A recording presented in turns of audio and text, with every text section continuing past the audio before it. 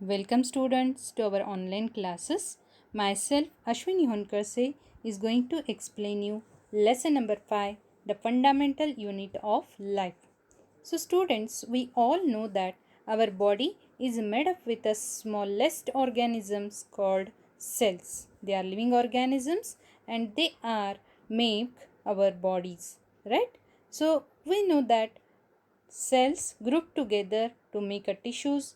Tissues mix together organs, and organs groups together to make a living organism called human beings, animals, plants, etc. Right? So let us study in this lesson what they given. So this is the index. In this lesson we are going to study introduction of the lesson, the cell theory. In that we are going to study types of organisms, types of cell, difference between animal cell and plant cell. In that we are going to study diffusion, osmosis, hypotonic or hypertonic or isotonic solution, plasma membrane or cell membrane, properties of plasma membrane, functions of plasma membrane, cell wall, functions of cell wall, plasmolysis, nucleus. In that we are going to study composition of nucleus, functions of nucleus, nucleoids, cytoplasm, functions of cytoplasm, endoplasmic reticulum. In that we are going to study types of endoplasmic reticulum, functions of endoplasmic reticulum. Again we are going to study Golgi apparatus, functions of Golgi body, lysosome, functions of lysosomes, mitochondria, structure of mitochondria, functions of mitochondria, plastids, structure of plastids, function of plastids, vacuoles and functions of vacuoles. So let us start the lesson. So introduction. Cell is a structural and functional unit of life. What we can say, a cell is a structural and functional unit of life. Why we are saying like this? Because as human body is showing many functions like digestion, respiration, then excretion, these all functions are showing by single cell.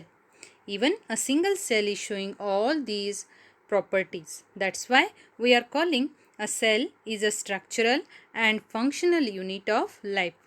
It is the basic unit of life. Why it is a basic unit of life? Because it is deciding, it is giving the particular shape to the organisms. Now, you can observe a structure of cell over here, right? See, a simple cell is look like this. Afterwards, we are going to study in detail about the cell. So, you just see the structure of particular cell.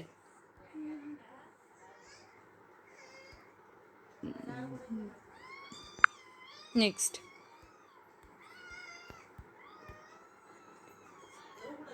It is discovered by Robert Hooke in 1831 in cork slice with the help of primitive microscope. So that time the microscope or simply they discovered, and Robert Hooke took the help of microscope and he observed the cork of a tree. He took a piece of tree bark and he observed that he observed simple blocks in the microscope. So he given a name to that blocks as compartments. What name he given? Compartments.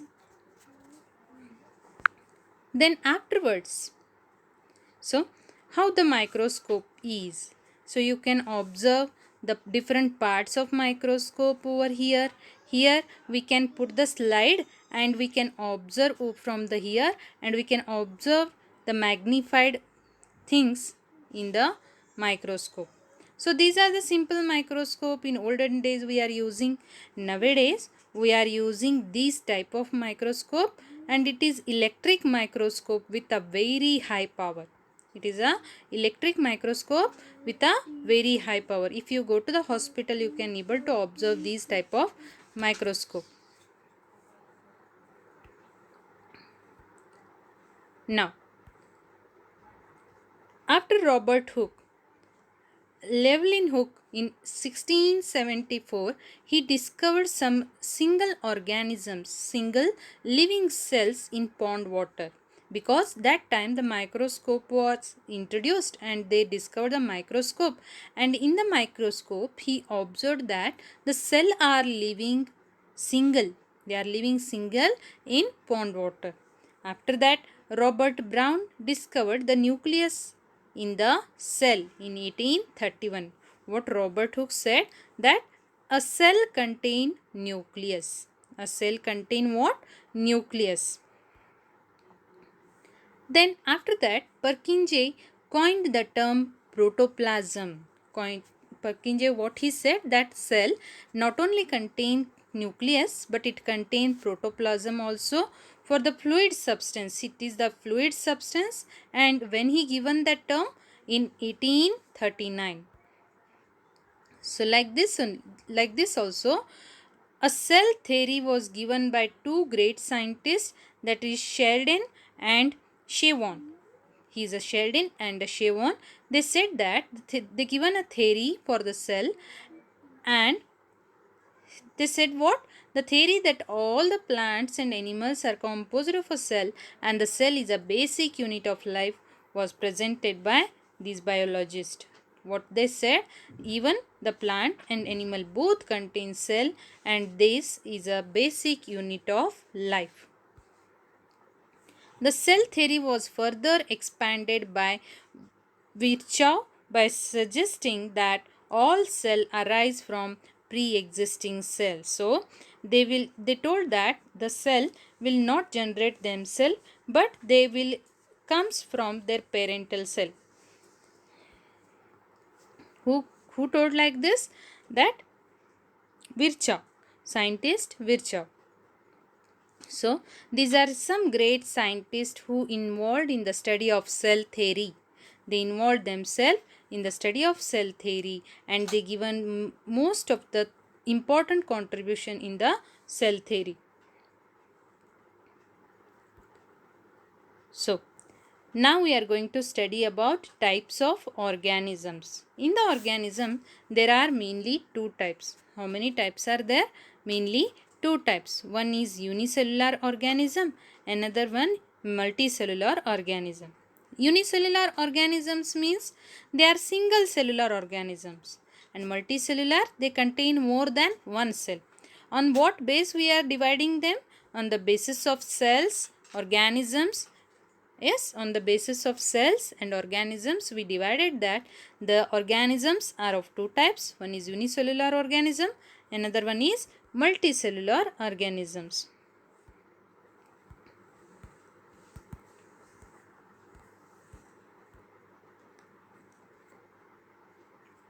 So, here we can see that a diagram over here, that organisms are of two types, unicellular organisms and organisms that only have a single cell. Some examples are there here: amoeba, which is living single cell organism, bacteria, paramecium. So these are single cell organisms. So multicell organisms, plant, animals, yes, most of biggest living organisms are multicellular organisms. Now, what about unicellular organisms? These organisms are single-celled which perform all functions. Even they are single-celled, but they are showing all the functions in their cell. Which are those functions? Digestion, respiration, egestion, ingestion. So all these functions are showing by these cells. For example, amoeba, paramecium, bacteria. So these are examples for unicellular organisms. Now come to the multicellular organisms. Multicellular organisms. Many cells group together to perform different functions. So a same kind of different cells come together to form a group and they perform a particular function, like your hand. So your hand have a same type of cells and that hand is performing a particular function, like a nervous system, blood system, bones of our body. So these all contain For example, our nervous system. Nervous system contain neurons, and these neurons comes grouped together to form a nervous system, and they are performing a particular function. Many cells group together to perform different functions in the body and also form various body parts. For example, fungi, plants, animals. The shape and size of cell are different according to the kind of functions they perform. There is a division of labor in cells. So, the size and shape of cells is very different according to their function.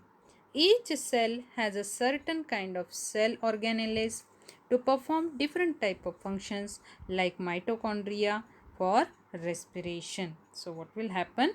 Each cell has certain kind of cell organelles. Cell organelles. What is cell organelle? That we are going to study in the cells to perform different type of function like mitochondria.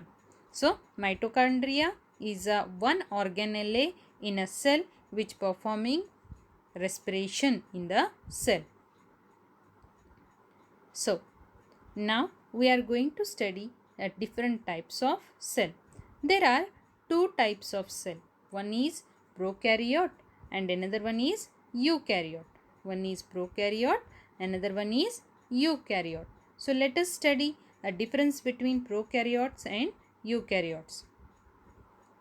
In the prokaryotes, the cells of organisms lacks the nuclear membrane. So, this all we are going to study in the cell, whether they contain what, nuclear membrane, all we are going to study. So, in the prokaryotic cell, the nucleus is absent. So, it's better we will study this all after the study of cell. So, students, we will stop this in this session here, and in the next session we are going to study first cell, then afterwards we are going to study about prokaryotic and eukaryotic cells. Thank you.